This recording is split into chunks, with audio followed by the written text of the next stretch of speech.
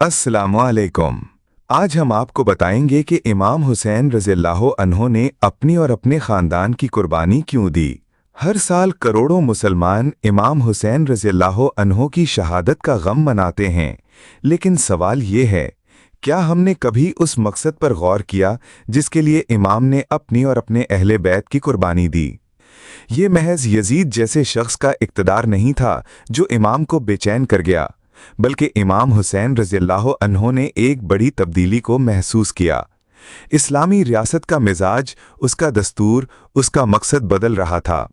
ज़ाहिरी तौर पर सब कुछ वही था, कुरान, सुन्नत, शरीयत, अदालतें, लेकिन अब रियासत का रास्ता मोड़ा जा रहा था, जैसे कोई गाड़ी पटरी से उतरकर गलत सिमत जा रही हो।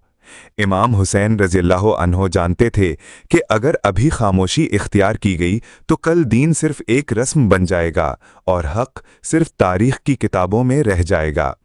इसीलिए वो खड़े हुए, न सिर्फ जालिम के खिलाफ बल्कि उस निज़ाम के खिलाफ जो जुल्म को कानूनी बना रहा था।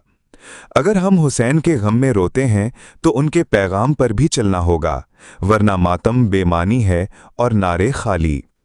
अगर आप चाहते हैं कि ये पैगाम आम हो, वीडियो को लाइक करें, शेयर करें और हमारा चैनल सब्सक्राइब करें।